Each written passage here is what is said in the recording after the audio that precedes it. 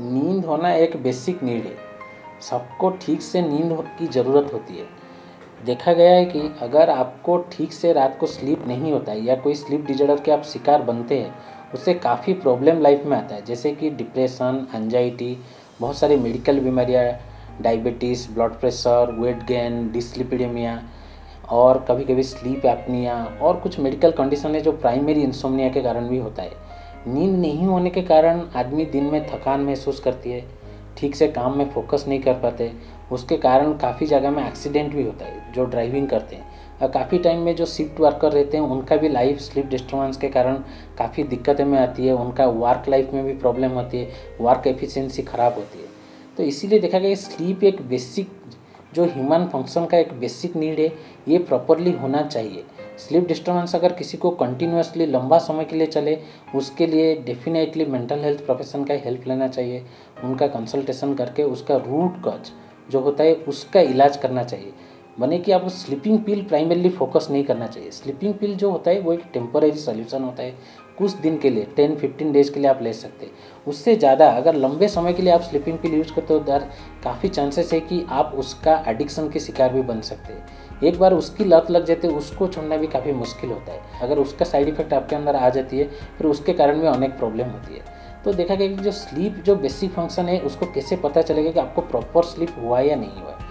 आप रात को जब बेड में जाते हैं, उसका 75% तक आपको स्लीप में होना चाहिए। अगर आप 1 घंटा बेड में लेटे रहे हैं फिर भी स्लीप नहीं हो रहा है, मतलब आप इंसोम्निया के शिकार हैं। आप जब बेड में जाते हैं 15 मिनट के अंदर आपको स्लीप हो जाना चाहिए। अगर एक बार आपको रात को नींद टूट जाती है तो फिर आप 5 मिनट के अंदर आपको स्लीप आना चाहिए। मैक्सिमम पीरियड अगर आप स्लीप में रहते हैं तो आपका मेमोरी भी रिफ्रेश होता है, आपका एनर्जी भी स्टोर होता है, तो मॉर्निंग में आप रिफ्रेश करते हैं और मोर एनर्जेटिक फील करते हैं। जिन लोगों का देखा गया है कि इस स्लीप डिस्टर्बेंस के शिकार होते हैं, तो उन लोग क्या करते हैं, जब ऑफिस में डे टाइम जाते हैं ड्राउजी रहते हैं, उनको यार्निंग होता है, या उन्होंने दिन में काफ़ी समय तक ऐसे स्नोरिंग करते हैं और लेथार्जी, लैक ऑफ एनर्जी, ये सब का साइन आता है। तो ये सब से पता चलता है कि उनका वर्क में भी इम्पेयरमेंट हो रहा है। स्टूडेंट लोग काफ़ी समय में बोलते हैं कि हमें कंसंट्रेशन की प्रॉब्लम है। उसका मुख्यतः एक कारण रहता है कि स्लीप डिस्टर्बेंस, और दूसरा कारण है कि कभी एंजाइटी स्ट्रेस रहता है। क्रॉनिक इंसोम्निया से बहुत लोगों को डिप्रेशन के शिकार आए हैं, भले कि insomnia is a root cause of depression also. तो इसीलिए इसका हमेशा इलाज होना चाहिए और ट्रीटमेंट ठीक से होना चाहिए। अगर आपको स्लीप ठीक से नहीं हो रही, आप उसको कैसे ठीक करें? पहले आपको डेफिनेटली एक बार कंसल्ट करना चाहिए। अगर आपको 1 दिन 2 दिन स्लीप नहीं हुआ, आप ओटीसी प्रोडक्ट जो ओवर द काउंटर मिलती है, आप मेलाटोनिन गोली की इस्तेमाल कर सकते हैं, एंटीहिस्टामिन की इस्तेमाल कर सकते हैं। काफ़ी लोग कॉमन कोल्ड की मेडिसिन सेट्रिजिन खा लेते हैं, तो खाने के बाद उनको थोड़ा स्लीप हो जाती है, ठीक है, कोई बात नहीं। अगर आपको क्रॉनिक इंसोम्निया हो रहा है, काफ़ी दिन से आप सो नहीं पा रहे हैं, 1 हफ्ता हो गया, 2 हफ्ता हो गया, इतना लेट मत करिए। Immediately consult with the mental health profession, उसका कॉज जानिए क्या हो गया। काफ़ी यंग जनरेशन में हम लोगों को देखा, मोस्ट केसेस में उनको डिप्रेशन रहती है, रिलेशनशिप इशू के वजह से हो, वर्क प्रेशर के वजह से हो। आजकल वर्क फ्रॉम होम हो गया कोविड के वजह से, लेकिन वर्क जो अभी होम में हो रहा है काफ़ी ज़्यादा समय हो रहा है, उसके वजह से काफ़ी 1 o'clock 2 o'clock erratic pattern sleep हो रहा है। और काफ़ी लोगों ने लॉकडाउन के वजह से घर में रह गए, तो घर में रहने के बाद उनको पता नहीं चलता है कैसे अपना टाइम को मैनेज करें।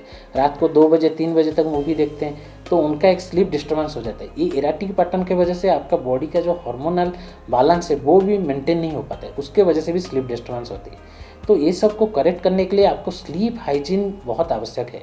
अगर आपका रूट कॉज एंजाइटी है, अगर आपका रूट कॉज रिलेशनशिप इशू है, अगर आपका रूट कॉज डिप्रेशन है, पहले उसका ट्रीटमेंट करना ज़रूरी है। अगर आपका रूट कॉज प्राइमरी इंसोम्निया है तो हम उसका स्लीप स्टडी करके भी देख सकते हैं।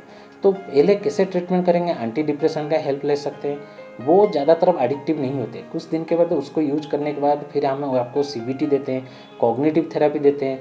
तो कॉग्निटिव थेरेपी में एक स्लीप वर्सन है, उसका इस्तेमाल करके आप स्लीप को अच्छा कर सकते हैं। और अच्छे स्लीप के लिए जो स्लीप हाइजीन है वो सारे लोग को फॉलो करना चाहिए, जिसमें एक रेगुलर पैटर्न होना चाहिए। लाइफ को एक शेड्यूल बनाइए, ठीक टाइम में सोना चाहिए, टाइम में उठना चाहिए। एक शेड्यूल बनाए, रात को मैं 6 घंटा सोना है, डेली रात को मुझे 10 बजे अपना काम ख़त्म करके सोना है। तो स्लीप होने से 1 आवर या 2 आवर बिफोर आप मोबाइल फ़ोन या लैपटॉप, ये सब स्क्रीन से अपने आप को दूर रखें और थोड़ा स्क्रीन टाइम रिड्यूस करें, तो उसमें रेटिनल एक्टिवेशन बहुत जल्दी होता है, जिसमें स्लीप साइकिल में डिस्टर्बेंस होती है। इसीलिए काफ़ी आप देखेंगे मोबाइल और लैपटॉप में नाइट मोड वो इस्तेमाल हो रहा है आजकल, उससे भी लेकिन ज़्यादा इफेक्ट नहीं आता है, लेकिन आप उसको अवॉइड करें, नाइट टाइम में यूज नहीं करना। और जो काफ़ी रहता है कॉफ़ी टी, लोग अपने आप को जागृत करने के लिए नाइट ड्यूटी के लिए यूज़ करते हैं। कुछ लोगों को अभ्यास हो गया कॉफ़ी टी नाइट को लेना, नाइट से रेगुलर स्टिमुलेंट इस्तेमाल करने के कारण आपका स्लीप डिस्टर्बेंस होता है, तो नाइट में उसको रिड्यूस कर दीजिए। एक हेल्दी डाइट लीजिए, ना ओवर फीडिंग करना है ना लो लेना है, जितना चाहिए एक हेल्दी डाइट लीजिए। अपना बेडरूम में कोई डिस्टर्बेंस के लिए टीवी, रेडियो ये सब को मत रखिए। अगर कुछ लोगों का घड़ी के साउंड से डिस्टर्बेंस है, वो घड़ी को भी निकाल सकते हैं। जब आप सोने के लिए जाते हैं, जब आपको ड्राउजी फील होता है, तब जाइए आपका टाइम के हिसाब से। अगर आपको स्लीप नहीं आ रहा है, आधा घंटा 1 घंटा हो गया, तो आप बेड में टाइम मत वेस्ट करें, उठ के आ जाइए, काउच में बैठिए, कुछ पढ़ सकते हैं, कुछ लिख सकते हैं, कुछ कर सकते हैं। फिर जब आपको स्लीपिंग का इफेक्ट आए, जैसे फील हुआ कि नींद आ रहा है, तभी जाइए, तो उस वक्त जाके स्लीप के लिए ट्राई करिए। रेगुलर एक्सरसाइज करिए। जिन लोग इवनिंग के एक्सरसाइज के कारण लगता है उनका स्लीप डिस्टर्बेंस है, मॉर्निंग में एक्सरसाइज कर सकते हैं। और एक्सरसाइज के बाद अच्छे से बॉडी को क्लीन कर लेना चाहिए वाटर में, ताकि कोई इरिटेशन नहीं फील हो, बॉडी स्मूथ फील हो। अगर रूम जो है उसको थोड़ा मेंटेन होना चाहिए, बेड सॉफ्ट होना चाहिए, एम्बियंस जो होता है थोड़ा प्रॉपर होना चाहिए, ओवर लाइट नहीं होना चाहिए, या वेरियस टाइप का कोई साउंड का इफेक्ट नहीं होना चाहिए। तो स्लीप प्रॉपर होने से आपका डे अच्छा रहेगा, आपका मेमोरी अच्छा होगा, आपका कंसंट्रेशन अच्छा होगा, हेल्थ अच्छा होगा। वेट गेन से आप बच सकते हैं, क्योंकि काफ़ी समय में देखा गया जब आप स्लीप में रहते हैं, आपका एक न्यूरोट्रांसमीटर होता है लेप्टिन, वो स्लीप में सीक्रेट होता है, तो वो न्यूरोट्रांसमीटर के कारण आपका जो एपेटाइट है सप्रेस होकर रहता है। अगर आपका स्लीप डिस्टर्बेंस होता है, नाइट में आप ठीक से नहीं सोते हैं, तो घेरलिन नाम का न्यूरोट्रांसमीटर सीक्रेट होता है, तो वो क्या करता है, ज़्यादा एपेटाइट को इंक्रीज करके मोटापा, ओबेसिटी, उससे डायबिटीज़ को लीड करती है। तो इसलिए प्रॉपर स्लीप बहुत ही एसेंशियल है। और स्लीप में क्या होता है, मेमोरी कंडेंस होता है, हिप्पोकैम्पस से नियोकॉर्टेक्स को ट्रांसफर होता है, तो इसीलिए अच्छे स्लीप होने से अच्छा मेमोरी कंडेंसेशन या मेमोरी रिस्टोर होता है। अगर स्लीप जिनको प्रॉब्लम होता है स्टूडेंट में, memory disturbance, concentration impairment is very common. इसलिए स्लीप एक बेसिक फंक्शन है, उसका ख्याल रखा जाए, और अच्छा स्लीप नहीं होने से इमीडिएटली अर्जेंटली कंसल्ट किया जाए, और स्लीप हाइजीन को हमेशा फॉलो किया जाए।